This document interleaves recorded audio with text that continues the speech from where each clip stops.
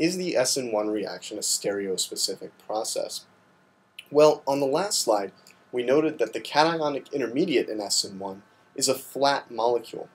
This means that any stereochemistry inherent at the electrophilic carbon in the starting material is destroyed when it becomes the cation. This is because the cation possesses a plane of symmetry, right? So it's an achiral intermediate, and anything interacting with this achiral intermediate will be able to do so equally well from the bottom or top faces of the cation. So what you see on this figure is a hypothetical example where we've taken tert-butyl cation and treated it with methanol. The methanol is nucleophilic, and so it can attack from either the top or bottom face, and an important point here is that attack from either face is equally easy. So attack can occur from the bottom, and attack can occur from the top. Now, if there are three different substituents attached to the cation, which is essentially the same as saying, what if the starting electrophile were chiral, then we would end up getting a mixture of enantiomers, a one-to-one mixture of enantiomers, or what organic chemists like to call a racemic mixture. This is because both pathways attack from the bottom face or the top face, both occur with equal energy, with equal probability, and in equal amounts. Because of this, we can conclude that the SN1 reaction, in contrast to SN2, is not stereospecific. Remember, in the SN2 reaction, we saw that a particular stereoisomer of starting material will lead directly to a particular stereoisomer of product. There's complete inversion of stereochemistry in the SN2 reaction. That's not the case for SN1. The stereochemistry becomes scrambled even if the starting electrophile is chiral upon the introduction of this achiral intermediate.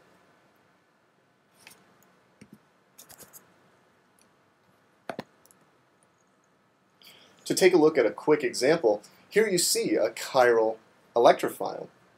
There are wedges and dashes here on the electrophilic carbon, and it has 4 different substituents attached, which is really the dead giveaway that this is a molecule containing a stereocenter that is chiral.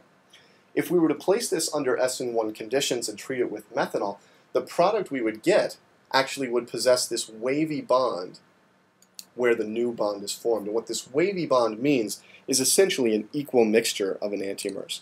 So the wavy bond is basically a shorthand for saying we have half of the oxygen on a wedge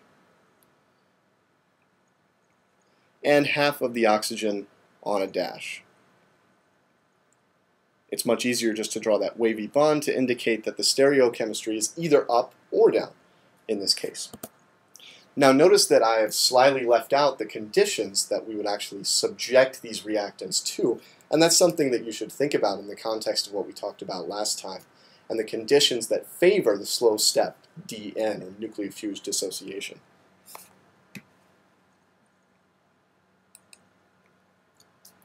Now I'd like to move on and talk about electrofuge dissociation, which is a little bit of a different step from nucleophilic association, but one that actually ends up doing the same thing in terms of its interaction with the cation. So the idea is that nucleophilic sigma bonds that are next to cations can donate into the empty orbitals of the cations, and we saw this in the context of hyperconjugation. But if the donation is strong enough that a chemical reaction actually occurs, that's when electrofuge dissociation comes into play. So formally speaking, electrofuge dissociation is a nucleophilic sigma bond, usually CH, donating electrons in a pi-type fashion to a cation. So here you see in this reactant, the curved arrow is showing the interaction of a sigma bond with the empty A orbital on the cation.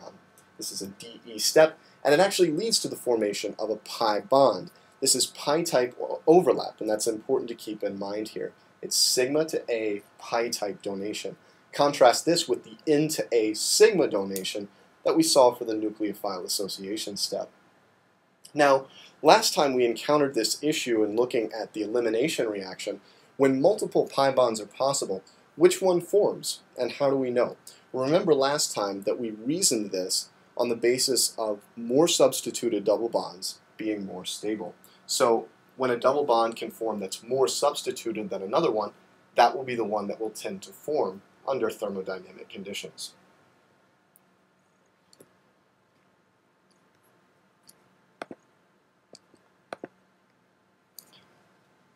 If we take a deeper look at the orbital picture of the electrofuge dissociation step, we'll get a good idea of the spatial requirements that the orbitals impose on this reaction step.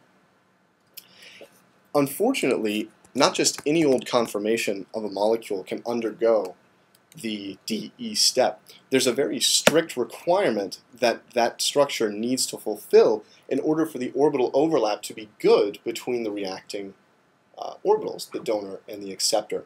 And we've seen the importance of good orbital overlap before in the context of chemical bonding, and for chemical reactivity, it's just as important. So that orientation is going to be one in which the empty A orbital of the cation, which I'll draw the cation here on the left, and here's the empty P orbital. That empty P orbital needs to be well aligned with the sigma bond that is forming the new pi bond. So here is a sigma bond forming the new pi bond, and notice the very nice parallel overlap between those two. This forces the substituents on the adjacent sp3 center to occupy the positions you see here that I'll label A and B. So what we can see from this picture is that there's a very strict orientation imposed on that H atom. Any rotation away from that very nice parallel orientation will not lead to the reaction.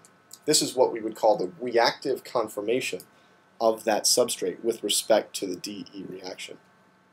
We can extend this idea even for cations that are made from hybrid orbitals. So cations whose LUMOs are hybrid orbitals can still undergo the DE step, but the orbital requirements are a little bit different. So if we take a look at the vinyl cation, for instance, the vinyl cation's empty orbital is actually an sp2 hybrid.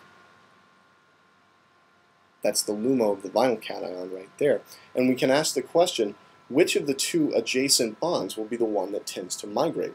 Well, we can see that the bottom bond has very poor overlap with that hybrid. It's only got very minimal overlap with the smaller side of the hybrid orbital. But the one that is cis to the cation will actually be very well poised to overlap and form a pi bond there. In the last couple of minutes here, I wanted to take a look at a few examples of the DE reaction. So at the top of this slide, you see a very common mechanism that is often undesired, the acid-catalyzed alkene isomerization. So the overall process, it's a PT followed by a DE, and the overall process is protonation of a double bond, or an alkene. That leads to a cation, and then a DE step reforms an alkene, but in a different position. So the DE occurs in a different position from where the protonation occurred. So the protonation occurs on the terminal carbon.